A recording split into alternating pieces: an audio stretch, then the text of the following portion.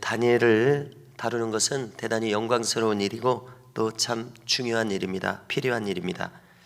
자, 다니엘을 우리가 살펴봤을 때 다니엘이라는 인물은 역사를 손에 쥐고 계신 하나님의 주권을 확실히 지켜봤습니다.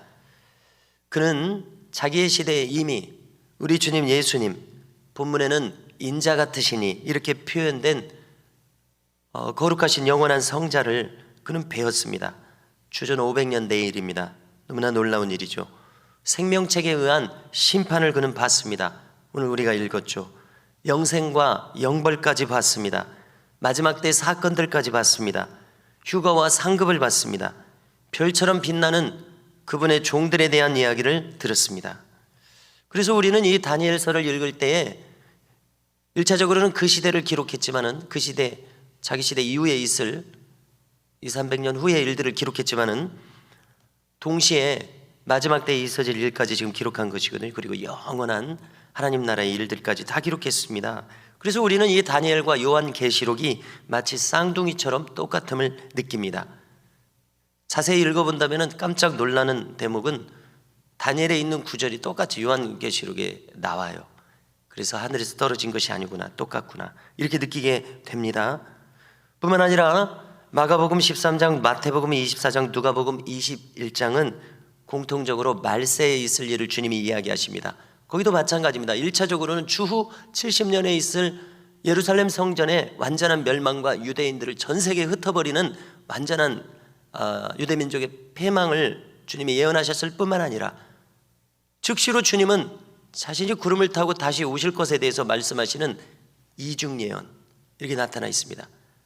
여러 번 말씀드렸죠. 다니엘도 지금 그렇습니다. 그렇기 때문에 놀랍고 신비롭고 그렇습니다. 영광스럽고 그렇습니다. 마가복음 13장, 마태복음 24장, 누가복음 21장 종말장에서 이야기하신 주님의 종말 예언과 이 다니엘이 일치함을 확인하게 됩니다. 자, 우리가 읽은 오늘 본문의 문제의 인물은 계속된 안티오코스 에피파네스 4세입니다. 여기 이 에피파네스라는 말이 그들은 헬라 문명권이죠. 알렉산더 대제의 후예들이니까요. 에피파네스, 이 말은 헬라어입니다. 자, 에피는 일전에도 말씀드렸는데 영어로는 온입니다. 어디 위에 접촉해 있다는 뜻이죠. 파네스는 빛이라는 뜻입니다. 그러니까 빛이 드러났다 이런 의미가 됩니다. 그래서 왜 자기 이름에다 이걸 붙였냐면은 자기가 그 빛이라는 것이죠. 여기서 빛은 오늘 성경에도 이름만 안 나와 있지 나와 있는 자기가 최고 높이 숭앙하는 신, 제우스 신입니다. 그런데 이게 무슨 말이냐면은 자기가 제우스 신이라는 겁니다. 자기가 사람의 몸을 입고 현인 신, 이 세상에 나타난 신이라는 것이죠. 얼마나 신성모독적인 그런 말입니까? 그래서 자칭 현인 신입니다. 살아있는 제우스 신이다. 그래서 이 사람에 대한 자료를 찾아보니까 당대 사람들은 언어 유희로 그를 가리켜서 에피파네스, 자기가 주장하는 것처럼 에피파네스, 살아있는 제우스 신이라고 부르지 않고 에피마네스겠지, 뉘앙스가요, 이렇게 불렀다는 겁니다. 재밌어요. 에피마네스는 미친놈이라는 뜻입니다. 뭔 자기가 제우스 신이야, 미친 놈이지, 이렇게 말했다는 것이죠. 재밌지요. 그래서 네로 황제나 히틀러가 떠오릅니다. 그들도 미친 사람처럼 행동한 사람들이지 않습니까? 그래서 오늘 성경에서도 그의 말과 행적이 대단히 불량한 것이 드러나 있습니다. 앞에서도 간간히 있었죠. 36절을 보니까 그는 자기 하고 싶은 대로 합니다. 통제불능입니다. 누가 그를 막겠습니까? 제일 높은 자리에 앉아 있으니까요. 그리고 자기를 신보다 크다고 합니다. 비상한 말로 신들의 신, 즉 하나님을 대적합니다. 여기 이 비상한 말이라는 뜻은 이렇게 성경이 점잖게 번역을 해놓으니까 비상한 말? 훌륭한 말인가? 헷갈리죠. 신성모독적인 말입니다. 그래서 원어를 확인해야 됨을 알 수가 있습니다. 그래서 갑자기 생각난 말인데 신천지가 어처구니가 없는 것이 원문의 뜻과 전혀 무관한 것을 막 이야기한다는 것이죠. 그래서 한국말로도 맞지 않는 그런 말을 하니까 신천지는 사실 지성적으로는 완전히 밑바닥입니다. 전혀 이해가 되지 않습니다. 만일 요한계시록을 가지고 자기들이 그렇게 자랑하는 요한계시록을 가지고 저한테 오면은 모든 구절마다 박살날 것입니다. 그렇게 확신을 합니다. 제가 중학교 때부터 요한계시록으로 친구를 전도했었거든요. 그래서 이제 확신을 그렇게 해보는데요.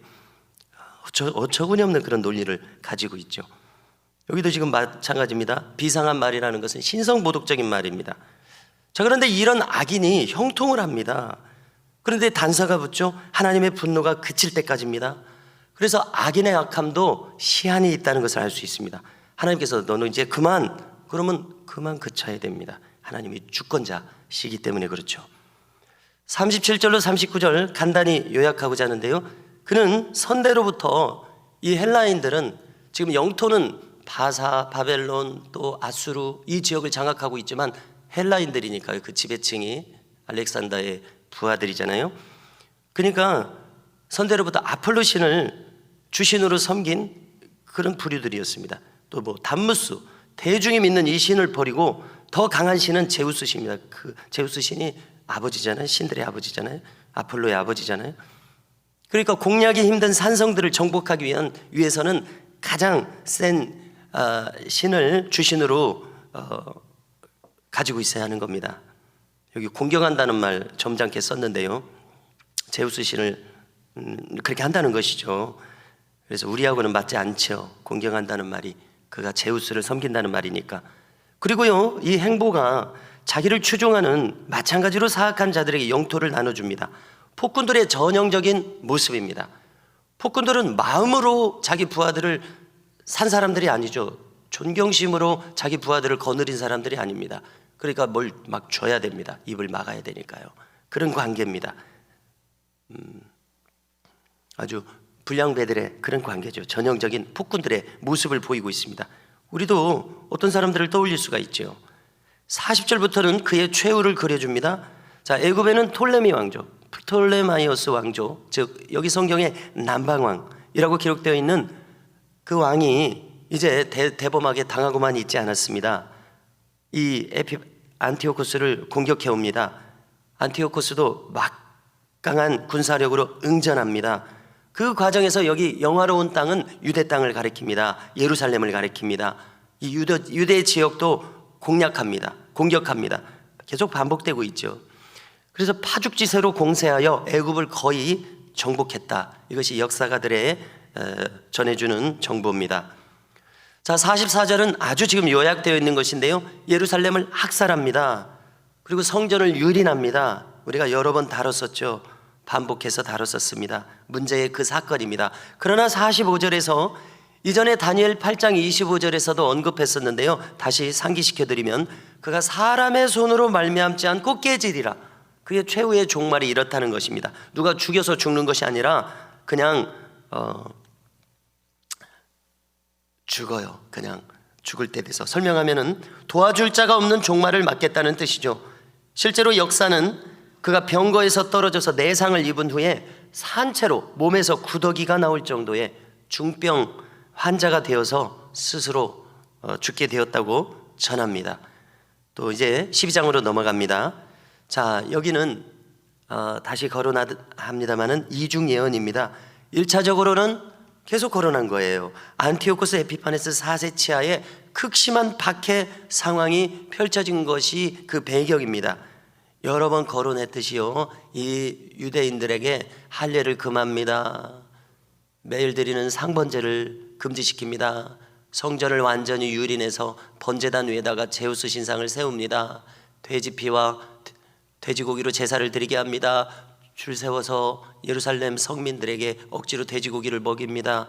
그거는 먹지 말라고 금하게 된 것이잖아요. 그런데 그걸 억지로 먹입니다. 이런 식으로 이런 식으로 폭정을 일삼습니다. 그리고 이제 무엇보다도 이것이 박해 상황이죠. 극심한 박해 상황입니다. 많은 신자들이, 참된 신자들이 신앙을 지키기 위해서 죽임을 당합니다. 개국 이래로 없었던 환란이다. 1차적으로는 그 시대를 가리키는 거예요. 그리고 지금 다니엘이 보고 있는 환상, 다니엘 시대도 아니죠. 그 후에 200~300년 후에 있을 주전 167년의 그 시대상을 지금 그리는 겁니다. 많은 참된 신자들이 순교를 당한다는 겁니다. 자, 그런데 신앙을 지키는 자들이 있겠다는 것이죠. 그래서 여기서 이중예언이라는 거예요. 그 당시뿐만 아니라 장차 마지막 때 심판 때에서 어떻게 됩니까? 생명책에 기록된 모든 자들은 구원을 받을 것이라는 말씀입니다.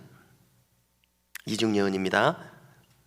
자, 그래서요, 제우스 신상이 성전 번제단에 세워지는 그 극심한 상황, 이것도 1차적으로는 그것을 가리키지만 2차적으로는 예수님이 마태복음 24장에서 예언하셨듯이 멸망에 가증한 것이 거룩한 곳에 선 것을 보리라, 그때가 마지막 때다, 주님이 이야기하신 그것을 2차적으로 가리킵니다. 2절을 보니까요, 이제 부연 설명하는 것이죠. 모든 사람들이 부활하겠다는 겁니다. 그러나 어떤 사람들은 영생을 받습니다. 그러나 어떤 사람들은 영원한 부끄러움을 당할 것입니다. 수치를 당할 것입니다. 영벌을 받을 것입니다. 3절, 1차적으로는 그 당시에도 이제 지혜자들이 바른 신앙을 가르칩니다. 그들은 그래서 궁창의 빛과 같이 빛나는 사람들이라는 겁니다. 모진 박해 시대에 생명을 바쳐서 충성한 자들, 지혜자들이었습니다. 많은 사람들을 옳은 대로 돌아오게 한 자는 별과 같이 영원토록 빛나리라. 생명을 무릅쓴 전도자들이었습니다. 그들은 천상에서 밝게 빛나는 스타들이 될 것이다, 이렇게 이야기한 것이죠. 그래서 2차적으로는 우리에게 적용될 말세에 있을 일입니다. 불굴의 그 결단을 가지고요, 그 불굴의 충성함을 가지고 사명을 감당한 자들입니다. 그들이 주님으로부터 어떤 인정을 받게 되겠습니까? 어떤 칭찬을 받게 되겠습니까? 그 영광스러움을 떠올려 보십시오. 우리에게 적용해 보시자는 것이죠. 그래서 오늘 이 말씀을 통해서 궁창의 별처럼 영원토록 빛날 그 영광을 바라보라, 들으라. 그리고 여러분들도 결단하라. 여러분들도 그 삶을 살고 싶지 않느냐, 그런 인정함을 받고 싶지 않느냐, 이것을 우리가 이 말씀을 통해서 읽으라고 여기 기록해 주신 것이죠. 4절로 넘어가서요, 다니엘에게 명합니다. 마지막 때까지 이 말을 간수하고 이 글을 봉함하라고 합니다. 그래서 이 1차적인 예언, 2차적인 영원 불변의 예언, 이 이중 예언의 비밀이 어떤 사람에게는 전혀 들려지지 않습니다. 지금 새벽 기도 시간에 이것을 다루고 있는 이 자리가 얼마나 복된 자리입니까? 어떤 사람은 이 말씀을 들을 기회가 없어요. 이 말씀을 설명드릴 기회가 없어요. 그러나 이 자리에서 우리는 이 말씀의 참뜻을 밝히고 함께 나누고 듣고, 또 여기는 우리의 사명을 불러일으키는 구절입니다. 이렇게 나누고 있습니다. 그래서 이 자리에 있는 자체가 너무나도 복된 것이죠. 어떤 사람에게는 이 큰 비밀에 대한 깨달음이 없을 것이란 겁니다. 봉함하라고 돼 있지 않습니까? 듣기는 들어도 듣지를 못합니다. 그래서 바라기는 이 자리에 있는 우리 모두가 이 말씀을 오늘 들으면서 들을 게 있는 자들이 되기를 바랍니다. 우리가 부름받고 있는, 지금 이 말씀을 들으면서 부름받고 또 부름받고 있는 이 길은 저 별과 같이 영원토록 빛나는 자가 되라는 부르심입니다. 받을 자는 받아야 할 말씀입니다. 또 많은 사람이 빨리 왕래하며 지식이 더하리라. 자, 인류 역사상 현 시대 외에 언제 이런 시대가 있었습니까? 우리는 지구촌 어디서 일어나든지 간밤에 무슨 큰일이 일어나면요, 전쟁과 재난의 사건을 실시간 영상으로 볼 수 있는 시대에 살아가고 있습니다. 우리는 이미 우리 시대에 이미 실현되어져 있는 이 마지막 때에 있을 상황에 대한 이 예언의 말씀 결코 간과해서는 안 될 것입니다. 실시간으로 엄청나게 극한의 상황이 발생하고 있으면 수십 초 후에 우리는 실시간 영상으로 볼 수 있어요. 이제 뉴스를 기다릴 필요도 없습니다. 인터넷에서 누군가 생중계를 하고 있어요. 유튜브 같은 거, 이런 것으로요. 얼마나 놀라운 일입니까? 그래서 우리는 이 예언의 말씀을 결코 간과해서는 안 될 것입니다. 이미 실현되어 있기 때문에 그렇습니다. 그리고 더 빨라지겠죠. 자, 12장 나머지 본문에서 신비의 세계를 말씀들이 있어서 조금 거론하고 오늘 다니엘을 이제 마무리하고자 합니다. 또 다른 환상의 장면이 펼쳐집니다. 한마디로 말해서 강이 있습니다. 그런데 천사 두 분이 저쪽 편에 한 분, 이쪽 편에 한 분 있는 겁니다. 그리고 자기들끼리 서로 묻고 답을 합니다. 질문의 요지는 이것입니다. 그러면 이 마지막 때는 언제입니까? 어느 때까지입니까? 하니까 한쪽 천사가 답을 합니다. 언제라고 답을 합니다. 여기 기록되어 있어요. 다니엘도 그것을 들었습니다. 그런데 무슨 말인지 깨닫지 못하더라. 들었어도 자기가 깨달아지지 않는 거예요. 믿어지지 않는다고 말할 수도 있겠죠. 분명히 우리가 요한계시록을 다 읽습니다. 때로는 두려움을 가지고 읽습니다. 근데 읽어서 내용을 대충 알아들은 것 같은데 무슨 뜻인지 모르겠어요. 다니엘도 지금 그럴 것입니다. 마지막 때에 있을 일을 지금 다 설명했어요. 언제까지라고도 설명했어요. 듣기는 들었는데 도무지 이해가 안 되는 거예요. 우리도 지금 읽었어도 이해가 안 되죠, 사실. 그럴 거야, 이런 정도밖에 이해가 안 됩니다. 자, 이 다니엘에게 다시금 천사는 이 예언을 봉함하라 이렇게 명령합니다. 10절, 마지막 때에 그렇지만은 무시간적으로 통용될 수 있는 진리가 선포됩니다. 읽어드립니다. 많은 사람이 연단을 받아 스스로 정결하게 하며 희게 할 것이나 악한 사람은 악을 행하리니 악한 자는 아무것도 깨닫지 못하되 오직 지혜 있는 자는 깨달으리라. 이 10절이 요한계시록에 그대로 나오죠. 22장 마지막 절에 그대로 나옵니다. 무슨 뜻입니까? 말세는 노아의 때와 같다는 것이죠. 지금 우리는 이 말세를 살아가고 있습니다. 세상은 딱 두 부류의 사람밖에 없습니다. 스스로 깨끗하게 할 줄 깨달은 사람하고 여전히 악하게 살아가는 두 종류의 사람밖에 없습니다. 주의해서 들어야 할 말씀이죠. 그래서 우리는 제가 늘 거론하게 되듯이 날마다 자기 두루마기를 빠는 복된 자들이 되실 수 있기를 주님의 이름으로 축원합니다. 11절, 다시금 말세의 징조, 매일 상번제를 폐하고 멸망케 할 가증한 것이 거룩한 곳에 서게 된다는 예수님의 말씀이 여기 먼저 나와 있습니다. 예수님이 말씀 그대로 반복했습니다. 이중 예언을 기억하십시오. 12절, 이 모든 것을 듣고 본 다니엘은 일상으로 돌아가라는 명령을 받습니다. 그렇습니다. 이 놀라운 진리를 깨닫고 우리는 어떻게 해야 됩니까? 일상에서 사는 것이죠. 진리를 품고서요. 그리고 최후의 순간 너는 너의 몫을 받을 것이다, 이 말씀을 남겨주십니다. 행한 대로 갚으신다고 하셨잖아요. 그 말씀을 재확인합니다. 우리도 똑같습니다. 그래서 우리도 분초마다 나의 언행심사로서 내가 받을 몫을 쌓고 있음을 신비에 새겨야 되겠습니다. 이렇게 다니엘을 마치겠습니다. 다니엘에서 지금 말씀하여 주신 이 믿음을 가지고 오늘도 승리하시는 우리 모두가 되시기를 축원합니다.